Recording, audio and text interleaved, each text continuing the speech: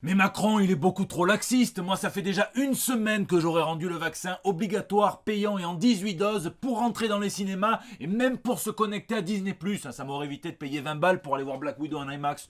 Le seul truc que j'ai compris, c'est que si les meufs, elles sont veuves, c'est parce que leurs partenaires sont morts d'ennui.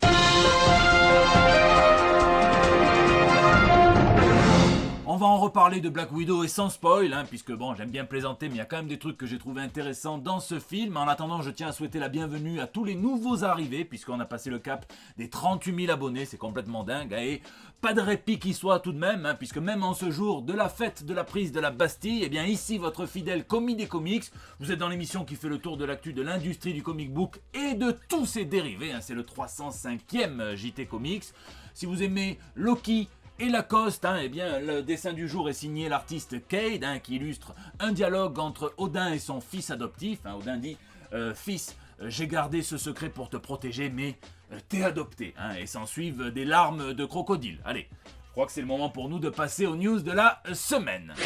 Tragic Books. On parle souvent des fans de Zack Snyder, ceux qui sont les plus dévoués, et cette semaine ils s'illustrent encore puisque ils ont trouvé un moyen créatif de promouvoir encore un petit peu la restauration du fameux univers de Zack Snyder, après l'annulation de tout projet, après la Snyder Cut. Ils vont faire un motion comics à partir des storyboards qu'avait fait Zack Snyder, Jim Lee un petit peu aussi avec Geoff Johns. Souvenez-vous, je vous en avais déjà parlé dans un JT précédent. Ça prendra la forme d'un motion comics narré par l'acteur Ray Porter qui incarnait Darkseid dans la Justice League, et on y verra les idées les plus folles qu'avait gardé Zack Snyder et ses équipes pour un Justice League 2, notamment l'enfant de Bruce et Lois Lane, qui reprenait le manteau de son papa Batman 20 ans après le sacrifice de ce dernier, la Legion of Doom de Lex Luthor, ou bien tout l'univers cochevaleresque qui devait être beaucoup plus expliqué dans le Justice League 2. Ça sortira avant la fin de l'année, j'espère qu'il va pas trop y avoir des types en arrière-plan qui vont passer avec leur pancarte Restore the Snyderverse, on les connaît quand même, mais en attendant, je trouve ça intéressant quand les fans se tournent vers la création. Je vous laisse me dire ce que vous en pensez dans les commentaires. Canular. Vu que le 14 juillet sur YouTube c'est privatisé par McFly et Carlito, eh bien on va revenir 10 jours en arrière, le 4, et on va voyager aux États-Unis, puisque la chaîne d'information Fox News a prouvé encore qu'ils étaient aussi rigoureux que les hommes quand il a fallu enterrer leur Motherbox. Ils ont quand même utilisé la technique dite du shakishi dans sa litière, c'est une autre histoire mais il faudra en parler quand même. Donc Fox News a invité l'acteur Dean Cain qui jouait Superman dans la série Clark et Lois pour venir parler d'un comic book, le The United States of Captain America, qui est fait pour célébrer les 80 ans de la légende vivante du super soldat états-unien. Alors a priori, il connaît son sujet puisqu'il a incarné une légende vivante encore peut-être plus importante en tant que Superman, mais en même temps c'est pas parce qu'Alain Chabat a joué dans Didier qu'il invite tous les dimanches dans 30 millions d'amis pour parler avec des chiens. Et il y a eu drama puisque ce comic book que j'ai lu, je tiens à le préciser, qui est pas mal du tout, s'ouvre sur Steve Rogers qui réfléchit à une réplique qu'il avait dite dans le Born Again de David Mazzucchelli et de Frank Miller, où il dit « Je ne suis loyal à rien d'autre que le rêve ». Le rêve dont il parle, c'est évidemment le rêve américain, qui à la base n'est pas quelque chose d'ultra patriotique, qui n'est pas un pacte de sang avec le gouvernement actuel des États-Unis, quel qu'il soit, mais l'expression a tellement été utilisée dans la rhétorique politique des candidats à l'élection présidentielle américaine et des candidats gagnants, qu'elle a forcément perdu un petit peu de son sens, puisqu'elle a été utilisée aussi bien par des républicains, par des démocrates, et donc à force de l'entendre, voilà, on ne sait plus trop à quoi ça correspond. Christopher Cantwell l'écrit sur plusieurs pages assez joliment. Il y a selon lui 2 rêves américains et un mensonge. Le rêve qui tomberait tout cru, qui est pas réel du coup, comme celui que l'on fait la nuit, qui se transforme en position idéologique clivante mais pourtant garantie, et quand ça devient une promesse qui est impossible d'être tenue, eh bien c'est là que ça devient un mensonge. Et puis l'autre rêve, celui pour lequel il faut travailler, il faut de la sueur, celui pour lequel il faut aussi travailler tous ensemble à une union, et c'est ce rêve là que Captain America promeut, la lutte tous ensemble, et ça a suffi à Fox News pour titrer leur séquence Marvel Comics politise Captain America. C'est quoi le prochain délire? Ça va être la fistinière, comment la France sexualise son parc d'attractions, et tous les intervenants ils vont dire ouais, un point c'est tout. On parle quand même du personnage qui est né pendant la guerre en tant qu'outil de propagande contre l'Allemagne nazie, qui dans les années 50 à l'époque de McCarthy est devenu l'écraseur de communistes. C'était bref, je vous rassure, et qui depuis a servi à commenter les frasques du gouvernement américain dont il a su se séparer, par exemple en devenant nomade. Enfin, c'est un personnage qui par essence est politique, et ça Fox News le sait, j'en suis sûr, c'est simplement que ça correspond à leur positionnement idéologique, donc peu importe la malhonnêteté, on y va à fond, ça va cliver, ça va faire parler, ça va faire buzzer, mais moi je trouve ça fou de faire venir Old Superman Dean Cain qui se met en pilote automatique et qui dit qu'il en peut plus de ces gens woke, anti-américains. Il dit que l'Amérique est le plus grand pays du monde, le plus juste, le plus équitable. Il dit quand même pas parfait, merci Dean Cain, mais ils y travaillent. Il veut rétrograder le capitaine pour en faire un lieutenant. Il dit que c'est tendance de critiquer l'Amérique, les comics le font, l'école endoctrine les enfants pour le faire, que lui il dit même qu'il est révolutionnaire parce que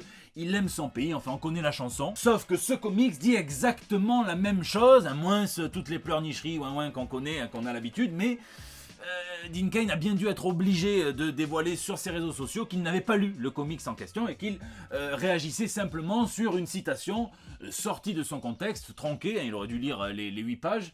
Il a dit quand même qu'il maintenait tout ce qu'il avait dit fièrement en plus. Et heureusement qu'il ne lit pas de comics, puisque entre nous, s'il avait vu que Jonathan Kent, le fils de Clark, avait un petit peu changé la formule, en disant qu'il se bat pour la vérité, la justice et un monde meilleur, pas l'American Way, pas le train de vie à l'américaine, eh bien, il aurait encore sorti sa cape, ça aurait été un délire. Moi je propose qu'on rétrograde Dean Cain, on enlève le super, on garde que le man.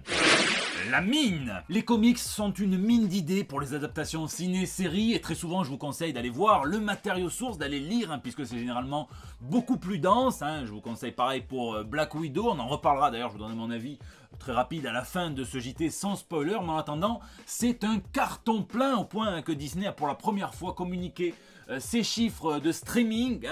Ça a rapporté 218 millions de dollars pour le premier week-end d'exploitation au box-office, 80 millions pour les États-Unis, 78 pour l'étranger et 60 millions pour Disney+, ce qui est énorme. C'est mieux que le départ de l'épisode 9 de Star Wars et pour ceux qui aiment bien les statistiques, 58% des téléspectateurs seraient des hommes. Et sinon, dans le reste de l'actualité, la réinvention du mythe arthurien par Frank Miller, entre autres dans Cursed, n'aura pas de seconde saison sur Netflix, il faudra aller voir Camelot. Sinon, excellente nouvelle, mais DMZ aura bien droit à sa série en 4 épisodes sur HBO par Ava DuVernay qui a dévoilé environ 9 acteurs qui joueront dans ce projet d'adaptation du comics de Brian Wood et Ricardo Burkelli, dans lequel on voit une seconde guerre civile américaine qui fait de Manhattan une zone démilitarisée. Foncez, c'est un comics d'ici Vertigo et quand c'est Vertigo, on y go. Sinon, bonne nouvelle pour les amateurs de ce comic book, mais le gros carton d'horreur Something is Killing the Children par James Tynion IV et Werther Dell'Edera sera adapté en série Netflix. Alors ça raconte l'histoire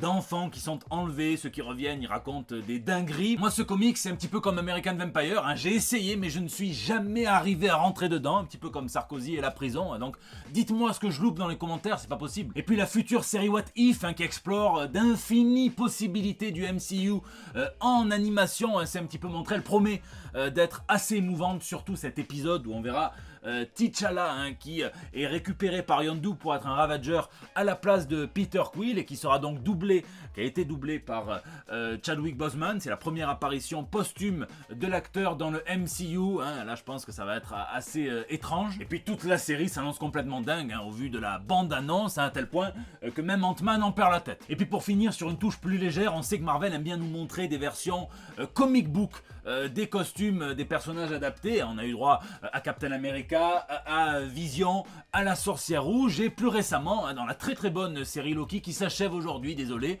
on a eu droit à Richard E. Grant, l'acteur anglais, qui épate tout le monde en vieux Loki tel que l'ont imaginé Stan Lee et Jack Kirby à l'époque dans le Journey into Mystery numéro 83. Il dit qu'il est très touché par tous les témoignages d'amour qui pleuvent sur ses réseaux sociaux depuis la série. Et puis il dit, il faut faire attention à Marvel parce que je pense pas que ça arrivera très clairement, mais ne jamais dire jamais, il dit qu'il aimerait un spin-off dans lequel il aurait cette fois un costume avec des muscles rembourrés et il serait en team-up avec Croco Loki, ce que certains appellent Croki. Il serait lui le seul à pouvoir le comprendre, donc il déambulerait. Moi, si l'ennemi principal c'est Crocodile Dundee, je signe absolument de suite. Je vous laisse me dire ce que vous en pensez dans les commentaires. tir au but. Marvel et DC se sont livrés à un match d'annonce purement comics. Il y a des très très bonnes nouvelles. C'est d'abord DC qui s'avance devant les cages et qui met la balle au fond en annonçant un team-up entre Queen et Curie. Alors n'ayez pas peur, c'est pas la reine d'Angleterre qui a décidé de reprendre les armes et d'aller recoloniser les Indes. Non, c'est un partenariat officiel, le premier dans une série à eux, entre Green Arrow et Aquaman. Ça sera par Brandon Thomas, Ronan Cliquet, Ulysses Areola, et ça ferait plaisir aux défunts, à leur papa commun, Mort Weisinger, qui a créé les deux personnages. Marvel marque un petit but facile en annonçant que la série sur la mort programmée de Doctor Strange aura droit à 2 chapitres, un consacré aux Vengeurs et un consacré à la Strange Academy, que moi j'ai trouvé assez moyen, malgré les dingueries visuelles d'Umberto Ramos. Mais attention, l'équipe adverse revient et marque un énorme but en annonçant que Tom King et Greg Smallwood se chargeront d'une maxi-série consacrée à The Human Target, dans sa version qui avait déjà été réinventée par Vertigo.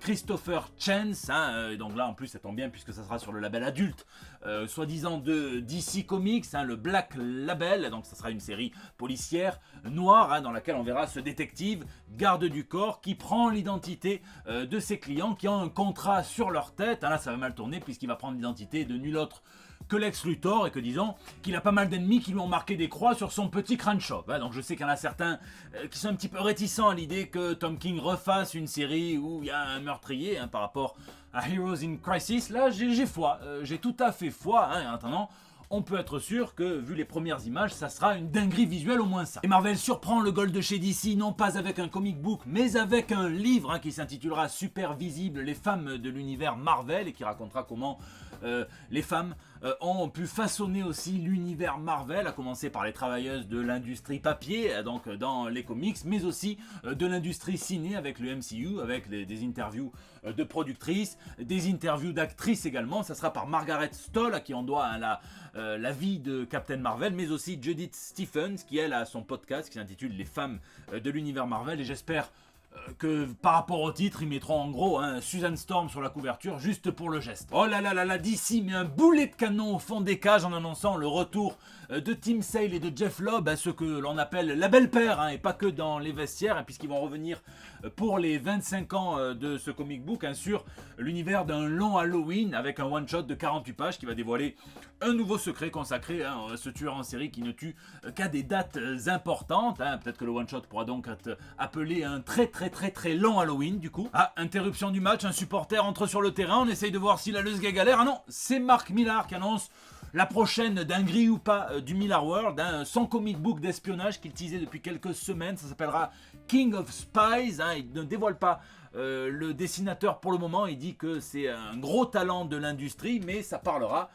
d'un des meilleurs espions de la couronne britannique qui va devoir faire face à sa propre mortalité. On lui dit qu'il n'a plus que 6 mois à vivre et lui, il va se mettre en tête de redresser toute la déchéance et toute la corruption de ce monde. J'espère que si c'est adapté par Netflix, ça sera joué par Moundir. Ça me semblerait logique. En attendant, ça a déstabilisé Marvel qui tire et qui rate, et puis DC enfonce le clou en annonçant une nouvelle série encore sur le Black Label par Cliff Chiang, dessin, scénario et même lettrage, qui parlera de Catwoman qui sera consacrée à Selina Kyle 10 ans après une nuit pendant laquelle sont morts Batman, Nightwing, le commissaire Gordon et le Joker. Je veux vraiment savoir ce qui s'est passé à cette soirée, ça a l'air dingue. En attendant, le preview aussi a l'air complètement dingue, et puis big up aux supporters un petit peu taquins qui ont trollé gentiment le compte Twitter de DC Comics qui a posté une promotion pour son Black Label en disant « Il n'y a pas de limite dans le monde du Black Label ». Ils ont justement pointé du doigt qu'on envoyait très très vite le bout, au contraire. Et je parle évidemment du fameux scandale quand DC Warner avait déclenché l'état d'urgence parce qu'on voyait la Bat-Tub dans le Batman Damned numéro 1 qui avait très vite été censuré par la suite. Dommage, en attendant, il n'aura pas fallu ce longtemps pour les voir, ces limites, justement.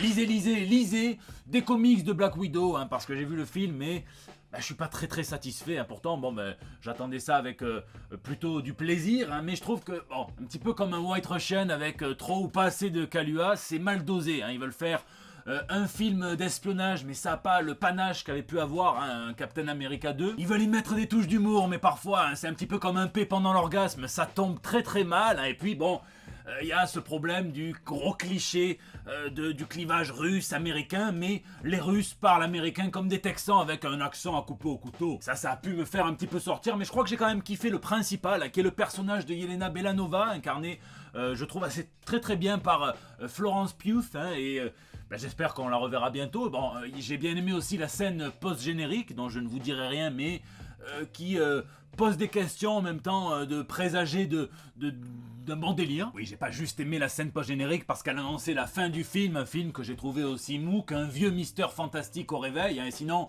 lisez pas le King in Black, le fascicule qui vient de sortir ce mois-ci chez Panini Comics. Retenez-vous, achetez-le parce que c'est... Quand même, cet événement, c'est une dinguerie totale, mais retenez-vous, essayez de rester vierge jusqu'au relaunch du magazine Venom, le Venom 1, qui sortira en octobre et dans lequel on pourra lire les épisodes que Panini a fait le drôle de choix de sortir en différé de l'arc de la série principale Venom qui sont consacrés à l'événement et qui ont été, c'est les deux pierres angulaires du truc, Donny Cates les a clairement écrits pour être lus l'un en parallèle de l'autre. Ça, c'est la culmination du très bon run sur l'ensemble. Il y a eu des hauts, il y a eu des bas, mais quand même de l'excellent run qui a été entamé par Donny Cates et par Ryan Stegman sur le personnage de Venom en 2018. Ils l'ont complètement redéfini, ils ont réussi à sortir Venom de l'ombre de Spider-Man et à sortir Eddie Brock de l'ombre de Venom. C'est un très bon événement et je regrette qu'il n'ait pas publié à la manière d'un X of Swords qui sortira au rythme de 2 par mois et qui aurait permis de rattraper le retard de lecture sur Venom. Donc lisez, mais en jet lag. Je vous laisse me dire ce que vous lisez ou geekez puisque c'est la fin de ce JT Comics. Merci d'être toujours de plus en plus nombreux à le suivre, de mettre vos pouces bleus, de partager sur Facebook, de tweeter, de retweeter, de m'incorporer dans vos stories Instagram. J'ai l'impression d'être en vacances avec vous. N'hésitez pas à réagir sur YouTube, dans les commentaires où je suis en train d'essayer de rattraper mon retard, mais je veux répondre à chacun d'entre vous, ou bien sur les réseaux sociaux, c'est là que vous me laissez vos petits messages pour El Bando del Pueblo, votre espace de liberté. Je vous fais des bisous, bonne fête, bon jour férié, et puis rendez-vous la semaine prochaine pour des nouvelles toutes fraîches. 1,5 million de dollars la cartouche? Ah ben c'est officiel, Mario est plus cher que Zaya.